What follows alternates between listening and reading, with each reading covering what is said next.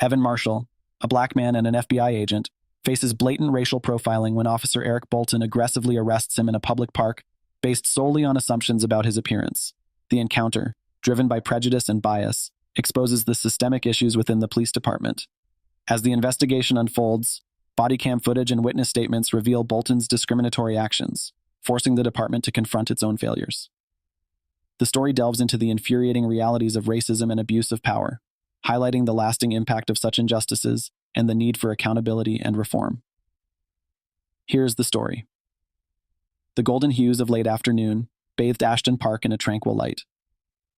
Evan Marshall sat on a sturdy wooden bench, his favorite spot to unwind after long, demanding days. With a well-worn paperback in his hands, he let the soft murmur of distant conversations and the rhythmic chirping of birds fill the background. This park had always been his retreat, a small haven in the heart of the bustling city. Meanwhile, Officer Craig Bolton, patrolling his usual route through the park, felt his gaze snag on Evan. Bolton had spent decades on the force, priding himself on an intuition honed by years of experience. To him, Evan's calm, composed demeanor didn't fit. A man sitting alone, seemingly too relaxed, something about it irked him. A vague memory of a recent suspect bulletin flitted through his mind, and that was all he needed to let suspicion take root. Bolton adjusted his belt, the badge on his chest glinting faintly as he muttered, "Never seen this guy before. Better check it out." Evan felt the weight of Bolton's stare before he even looked up. It was an old, familiar sensation. Keeping his movements slow, Evan turned the page of his book before meeting the officer's gaze. The expression he saw was one he knew too well. Doubt veiled his diligence, bias cloaked in authority. He sighed inwardly, preparing for what was to come. Bolton made his way over, his footsteps crunching on the gravel path. His posture was rigid, shoulders squared. He didn't like the way Evan returned his gaze. Calm, unshaken, and unreadable. It threw him off. "Afternoon," Bolton said, his voice carrying a practiced authority. "Good afternoon," Evan replied, placing his book on the bench beside him and keeping his hands visible. His tone was polite but unwavering. "Mind telling me what you're doing here?" Bolton's eyes scanned Evan, searching for something to validate his unease. "Enjoying the park," Evan said simply. "It's a nice day." Bolton's lips pressed into a thin line. He wasn't satisfied with the answer. "You from this area?" Evan offered a faint smile, tinged with weariness. "I'm familiar with it." The noncommittal response stoked Bolton's irritation. His gut told him there was more to this man even if he couldn't articulate why. "Mind showing me some ID?" he asked, his tone firm. Evan's smile faded. Here it was, the moment that would determine how things unfolded. He wasn't obligated to provide ID for sitting on a public bench, and he knew it. But he also knew the consequences of standing on principle. His voice remained calm as he asked, "Am I being detained?" Bolton's jaw tightened. He didn't like the question. "You will be if you don't cooperate," he shot back, one hand drifting toward the holster on his hip. Evan took a slow, deliberate breath, weighing his options. He didn't want this to escalate, but compliance came with its own frustration. Finally, he reached into his pocket, moving slowly, and pulled out his wallet. Bolton snatched the ID from Evan's outstretched hand, his eyes darting to the name and photograph. The information meant nothing to him, but he had already made his decision. "Stand up," he ordered. Evan's stomach churned, but his face betrayed no emotion. Slowly, he rose from the bench, keeping his hands visible. He'd been here before, too many times to count. "Turn around," Bolton barked, pulling out his handcuffs.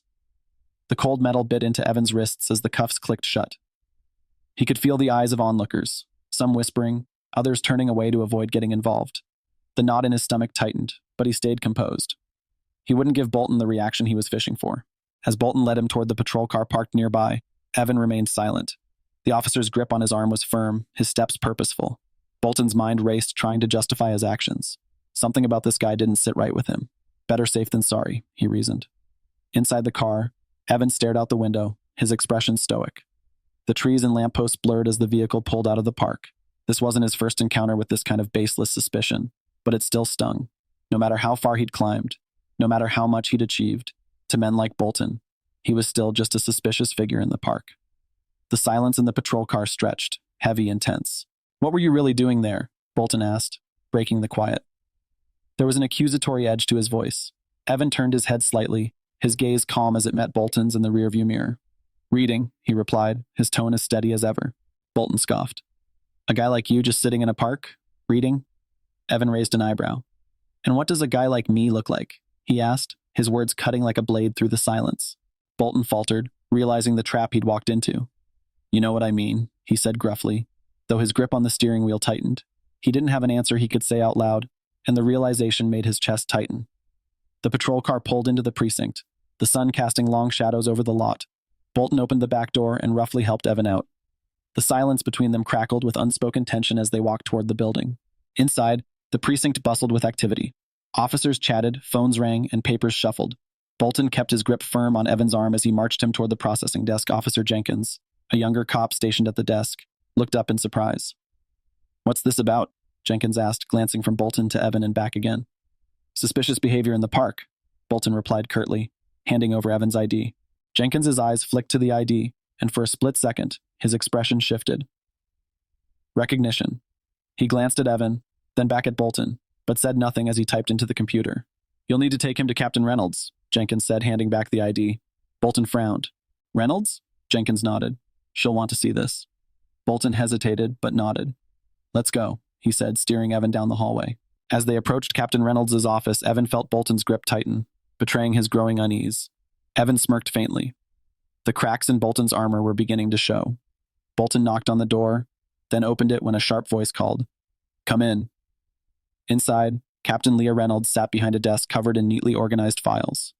Her piercing eyes locked onto Bolton, then shifted to Evan. Her expression betrayed nothing, but her gaze lingered just long enough for Evan to see it. She recognized him.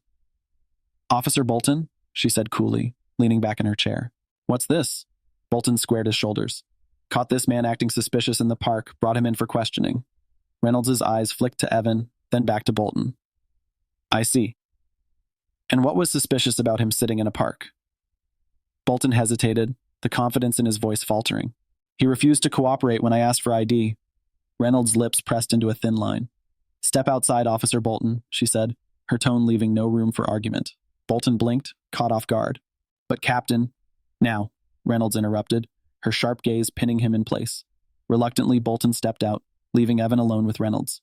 She leaned forward, her eyes narrowing. "Let's talk," she said.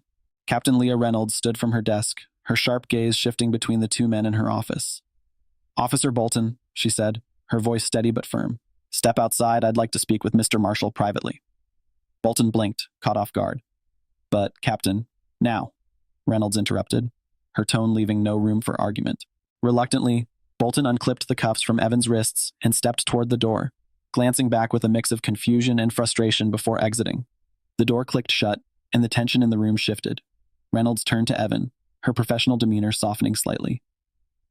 "Mr. Marshall," she began, her voice quieter now, "I want to extend my apologies for what just happened. This should never have occurred." Evan offered a faint smile, his calm composure unwavering. "No need to apologize, Captain. I understand you have a job to do." Reynolds sighed, glancing briefly at the door Bolton had just exited. "I know exactly who you are, but I'd appreciate it if we kept that to ourselves for the time being. I need to address this situation carefully." Evan nodded. "Of course, Captain, I'm not looking to make this any more complicated than it already is, but I do hope this is handled properly." "It will be," Reynolds assured him, her tone carrying both regret and determination. "But I have to ask, why didn't you just tell him who you were?" Evan's smile faded, replaced by a seriousness that made Reynolds pause. "Because it shouldn't matter," he replied, his voice firm. "I shouldn't need my title or credentials to be treated with respect." Reynolds studied him for a moment, his words settling heavily in the air. "You're absolutely right," she said finally. "It shouldn't matter, but for some people it does." The room grew quiet, the weight of the conversation lingering. Finally, Reynolds stood and moved toward the door. "Let me bring Officer Bolton back in. We'll resolve this immediately." Evan nodded, watching as she opened the door. Bolton re-entered the office, his expression tense, his hands fidgeting at his sides. He could feel the shift in the air, but had no idea what had changed. Reynolds turned to him, her voice sharp and direct. "Officer Bolton, Mr. Marshall is not the individual you were looking for. Release him immediately." Bolton's jaw dropped slightly as her words sank in. "But Captain—" "Now," Reynolds repeated, her voice brooking no argument. Bolton hesitated, then reluctantly reached for the keys on his belt. His hands trembled as he unlocked Evan's cuffs, the quiet click of the release echoing in the room. As Evan rubbed his wrists, he turned to Bolton, his expression neutral, but his tone carrying an undeniable weight. "Thank you, officer," he said, his calm voice cutting deeper than any accusation. Bolton swallowed hard, unsure how to respond. "You're free to go," he muttered, stepping back. Evan turned to Reynolds, his voice quieter now. I appreciate your professionalism, Captain. I suspect we'll be speaking again soon. Reynolds gave a slight nod, understanding the implication. I'll be ready, Mr. Marshall. With that, Evan left the office, his steps steady and composed, leaving Bolton standing frozen in place, the enormity of his mistake just beginning to sink in. Reckoning begins. Bolton returned to his desk, his body rigid as the precinct buzzed around him. The noise of ringing phones and shuffling paperwork felt distant, like static in the background of his spiraling thoughts. He couldn't focus. His mistake was glaring now, a blinding spotlight on his judgment. His chest tightened when he heard the unmistakable sound of Captain Reynolds' footsteps approaching. She stopped in front of his desk, her expression stern. "Bolton, my office," she said sharply, not waiting for a response. Bolton rose quickly, his heart pounding as he followed her down the hallway. Each step felt heavier than the last, the anticipation gnawing at him. When they entered the office, Reynolds shut the door firmly and gestured for him to sit. "Officer Bolton," she began, her voice calm but laced with authority. "Do you have any idea who Evan Marshall is?" Bolton blinked, his confusion deepening. "Just some guy in the park," he said hesitantly. Reynolds' eyes narrowed. "Evan Marshall is not just some guy. He's a senior field agent with the FBI, one of their best." The words hit Bolton like a physical blow. His breath caught as the implications of her statement settled in. "An FBI agent?" he repeated, barely above a whisper. "That's right," Reynolds confirmed, leaning forward. "And not just any agent, he's highly respected, with a track record that makes him a key figure in the Bureau. Do you understand the gravity of what you've done?" Bolton's face drained of color. His mind raced, replaying every moment of the encounter. He had arrested an innocent man, someone not only innocent but with significant authority, all because of a vague feeling and his own biases. A cold wave of dread washed over him. I didn't know, Captain," Bolton stammered. "I swear I didn't know who he was." "And that's the problem, officer," Reynolds snapped. "You shouldn't have needed to know who he was. Your actions weren't based on evidence or proper procedure. They were based on assumptions that had no place in law enforcement." Bolton wanted to protest, to defend himself, but he couldn't find the words. Deep down, he knew she was right. He had let his prejudice dictate his actions, and now he was paying the price. "What happens now?" he asked finally, his voice barely audible. Reynolds sighed, leaning back in her chair. "For now, you're on administrative leave pending a full investigation. Internal Affairs will be reviewing your conduct, and the outcome could range from a formal reprimand to termination." The word hung in the air like a death sentence. Termination. Bolton had been an officer for 2 decades, and the thought of losing his badge, his career, was almost too much to bear. "I understand," he murmured, though the weight of the situation felt unbearable. Reynolds studied him for a moment, her expression softening slightly. "Bolton," she said quietly, "this is your chance to reflect. If you truly want to serve this community, you need to confront the biases that led to this. Until then, you have no place wearing that badge." Bolton nodded numbly. He rose from his chair, his steps heavy as he left the office. The precinct, once a place of purpose and familiarity, now felt foreign and cold. He made his way to his car, the events of the day replaying in his mind like a cruel loop, a fractured image. At home, Bolton sat at his kitchen table, staring at the badge lying before him. For the first time in years, he questioned what it meant. Was he truly protecting the people he had sworn to serve, or had he allowed his fears and assumptions to cloud his judgment? His mind lingered on Evan's calm, unwavering gaze. It was a look that said more than words ever could, a mirror reflecting back every flaw Bolton had tried to ignore. He didn't know what would come next, but one thing was clear. His life as he knew it had changed forever. Captain Leah Reynolds leaned back in her chair, her gaze fixed firmly on Officer Eric Bolton as he shifted uncomfortably in his seat.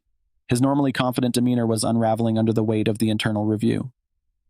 The room was silent, save for the occasional rustle of papers from the small team of internal affairs officers seated around the table. "Officer Bolton," Captain Reynolds began, her tone measured but sharp. "You claim you were simply doing your job. Tell me, did you find any evidence linking Mr. Marshall to any criminal activity?" Bolton shook his head, his voice low. "No, ma'am. He was clean." A tense silence filled the room as everyone absorbed his words. Finally, one of the internal affairs officers leaned forward, his voice cool and direct. "Officer Bolton, at any point, did you consider that Mr. Marshall might have been telling the truth, that he wasn't the suspect you were looking for?" Bolton hesitated, his hands gripping the edges of his chair. I followed protocol," he stammered. "We're trained to treat situations with caution, to assume a potential threat until proven otherwise." The officer's brow furrowed. "And did it ever cross your mind that your assumptions might have been influenced by something other than protocol?" Bolton's throat tightened. He knew exactly what the officer was implying. His instinct was to push back, but the weight of the evidence, of the truth, kept him rooted in silence. Finally, he muttered, "I didn't mean to profile him. I was just doing my job. From the other end of the table, Evan Marshall leaned forward slightly. His voice, calm yet commanding, sliced through the tension. Your job is to serve and protect, Officer Bolton, he said, his tone steady, not to judge people based on appearances. Bolton looked up, meeting Evan's unwavering gaze. For a fleeting moment, his defensiveness surged, an instinct to deny, to deflect, but it quickly dissolved under the crushing realization of his actions. Guilt began to seep into the cracks of his confidence. Reynolds cleared her throat, pulling the focus back to her. This review isn't solely about your actions that day, Officer Bolton, she said, her words deliberate. It's about the mindset that led you there. This department's integrity depends on every officer upholding the values of fairness and impartiality. When that's compromised, we all fail. Bolton's chest tightened, her words cutting deeper than he'd expected. The weight of the scrutiny, the judgment was almost unbearable. He swallowed hard, struggling to find his voice. I understand, Captain, he managed, though the words felt hollow. I didn't mean for this to happen. Intent doesn't negate impact, Officer Bolton, Reynolds said, her tone softening but losing none of its firmness. It's not enough to say you didn't mean it. You need to reflect on how your assumptions affected not only Mr. Marshall, but the trust this community places in us. The room grew heavy with silence until Evan spoke again. This time, his words carried a distinct sense of purpose. Captain Reynolds, he began, his eyes not leaving Bolton. May I say something? Reynolds nodded. Of course, Mr. Marshall. Evan stood, his calm yet authoritative presence commanding the attention of everyone in the room. His voice was steady, but there was a depth of emotion that made each word resonate. I understand that law enforcement is a difficult job, he began. You're constantly under pressure, constantly making decisions that carry weight, but that doesn't excuse bad decisions, and it certainly doesn't excuse decisions rooted in bias. Bolton lowered his gaze, unable to meet Evan's eyes. This isn't just about holding one officer accountable, Evan continued, though accountability is crucial. This is about ensuring that what happened to me doesn't happen to someone else. It's about changing the culture of assumptions that allows incidents like this to occur in the first place. The room was silent, the gravity of Evan's words pressing down on everyone. Even Reynolds, who had heard countless testimonies in her career, felt the weight of his statement. She nodded slowly, her expression thoughtful. Thank you, Mr. Marshall, she said quietly. Your words will be taken into account. Evan returned to his seat but kept his gaze on Bolton. There was no malice in his eyes, only a steady resolve, the kind that made it clear he wouldn't let this issue fade into obscurity. A turning point. After the meeting adjourned, the officials filed out of the room, their faces a mix of contemplation and professionalism. Bolton remained seated, his head in his hands, as the weight of the day's events settled on him like a stone. The realization of what he had done and what it meant was suffocating. Evan paused at the door, turning back to face Bolton. His voice, though calm, carried an undeniable weight. I don't hold a grudge against you, Officer Bolton, he said, but I hope you take this as a chance to reflect the badge you wear isn't just a symbol of authority. It's a responsibility, one that requires more than just following protocol. Bolton looked up, his expression raw and conflicted. He nodded slightly, though he couldn't find the words to respond. Evan left without another word, the door clicking softly behind him. Reynolds remained seated, watching Bolton carefully. Eric, she said after a long pause, her tone more personal now. This is your moment to decide what kind of officer you want to be. Mistakes happen, but it's how we respond to them that defines us. Take the time you've been given to think about what this badge truly means. Bolton nodded again, his throat too tight to speak. He stood slowly, the heaviness in his chest making every step feel like a struggle. As he left the precinct that day, the familiar sights and sounds that once gave him purpose now felt distant, almost foreign. The weight of reflection. At home, Bolton sat on his porch, the twilight casting long shadows across the quiet street. His badge sat on the table beside him, its polished surface catching the fading light. He stared at it, his thoughts a tangled mess of regret and self-reproach. Evan's words echoed in his mind. It's not just about what you intended, it's about the impact. For the first time in years, Bolton questioned what kind of officer, what kind of person he truly was. The image he had built of himself as a protector, a fair enforcer of the law, now felt fractured. And yet, amidst the guilt and the doubt, there was a sliver of resolve, a quiet determination to face the truth, however uncomfortable it might be. He didn't know what the future held, but he knew one thing for certain. He couldn't move forward without confronting the man he saw in the mirror. Captain Leah Reynolds closed the thick file on her desk, the weight of the investigation pressing on her shoulders like an invisible burden. The final decision had been made, but the road ahead was far from over. Terminating Officer Eric Bolton was just the first step. Real change required much more than addressing a single officer's actions. It demanded a transformation of culture and accountability within the precinct. A knock at the door drew her attention. "Come in," she called, straightening in her chair. The door opened, and Evan Marshall stepped inside, his composed demeanor giving little away. He nodded politely before sitting across from her. "Mr. Marshall," Reynolds began, her tone calm but purposeful. "Thank you for coming. The investigation is complete, and Officer Bolton has been terminated from his position. I wanted to inform you personally." Evan met her gaze, his expression unreadable at first. After a pause, he said, "I appreciate your thoroughness, Captain. It's an important step, but I need to ask, do you believe this decision will lead to meaningful change?" Reynolds hesitated, carefully choosing her words. Firing Officer Bolton sends a strong message that racial profiling and abuse of power will not be tolerated in this precinct. But I also know that addressing one incident doesn't fix the systemic issues. Real change will require sustained effort and commitment. Evan leaned forward slightly, his sharp eyes never leaving hers. "You're right. This isn't just about one officer. It's about dismantling the biases that permeate the system. Policies are a start, but they're not enough. It takes cultural change, a willingness to confront the uncomfortable truths about how decisions are made in the field." Reynolds nodded slowly. "We've already begun implementing changes. Mandatory training on implicit bias and de-escalation, as well as increased oversight to hold officers accountable. But I understand that shifting mindsets will take time and continuous work." Evan's expression softened slightly, though his tone remained firm. "It's encouraging to see those steps being taken, but we can't let this be a reaction to one incident. The momentum has to continue, or it'll be forgotten." "Agreed," Reynolds said. "I'd like to involve you in shaping these changes, Mr. Marshall. Your perspective and experience are invaluable. We need the community's input to ensure we're moving in the right direction." Evan considered her words for a moment before nodding. "I'm willing to help, Captain. This isn't just about me. It's about ensuring that no one else has to experience what I did. If we can build trust between the community and the police, that would be a real victory." Reynolds extended her hand, and Evan shook it firmly. "Thank you. I appreciate your willingness to work with us." A moment of accountability. As their meeting concluded, a quiet knock interrupted them.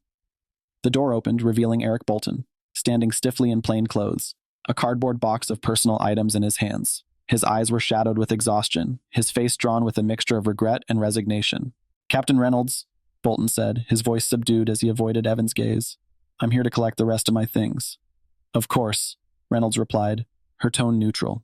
She gestured for him to step inside. For a moment, the room was filled with silence, the tension between the three palpable. Finally, Bolton turned to Evan, his shoulders slumping. "Mr. Marshall," he began hesitantly, "I want to say, I didn't mean for any of this to happen." Evan met his gaze, his expression calm but unwavering. "It's not about what you meant, Officer Bolton. It's about the harm your actions caused and the assumptions you made. Intent doesn't erase impact." Bolton flinched at Evan's bluntness, but he nodded. I understand that now," he said haltingly. "I don't know how to make this right." Evan's voice softened slightly, though it retained its edge of resolve. "Acknowledging the problem is a start. Change doesn't happen overnight, but you have the opportunity to reflect, to learn, and to do better moving forward." Bolton's lips pressed into a tight line, and he gave a slight nod. Turning to Reynolds, he said quietly, "Thank you for giving me a chance to speak. Captain, good luck with everything." Reynolds watched him leave, the door closing softly behind him. She let out a breath she hadn't realized she was holding. Evan broke the silence. "Do you think he'll be okay?" Reynolds leaned back in her chair, her gaze thoughtful. "I hope so, but whether he learns from this or not is out of our hands. What matters now is what we do next." Evan nodded in agreement. There's still a lot of work to do. Moving forward. Weeks later, the precinct was buzzing with signs of transformation. Bulletin boards displayed announcements for new workshops on racial bias, de-escalation techniques, and community engagement initiatives. Officers moved through the halls with a quieter sense of purpose, their conversations tinged with the seriousness of recent events. Evan returned to the precinct to meet with Reynolds, finding her office door open. "Come in, Mr. Marshall," she said warmly, standing to greet him. He took a seat, glancing at the changes he'd noticed on his way in. "Things seem different," he remarked. Reynolds smiled faintly. "We're making progress. The new training programs are in place, and we've created a community advisory board to keep us accountable. But I know this is just the beginning." Evan nodded approvingly. "Change takes time, but these steps are important. It's about building a foundation that will hold up long term." Reynolds leaned forward, her tone earnest. "We couldn't have done this without your input, Mr. Marshall. You've been instrumental in guiding these changes." "I'm just doing what's necessary," Evan replied. "This isn't about recognition. It's about creating a system that works for everyone. That's the only way to rebuild trust." Reynolds extended her hand again, a gesture of solidarity. Thank you for continuing to be part of this. Evan shook her hand, a glimmer of hope in his eyes. We've made a start. Let's make sure it counts. A brighter horizon. As Evan left the precinct, he paused on the steps, looking out at the bustling city around him. The air felt lighter, the weight of recent weeks beginning to lift. The road ahead would still be challenging, but for the first time, he felt a renewed sense of purpose. The work of justice was never truly finished, but it was the work worth doing. And as Evan walked away, he resolved to keep pushing, keep speaking out, and keep building a system that reflected the values of fairness and equality. This wasn't just an ending. It was a new beginning.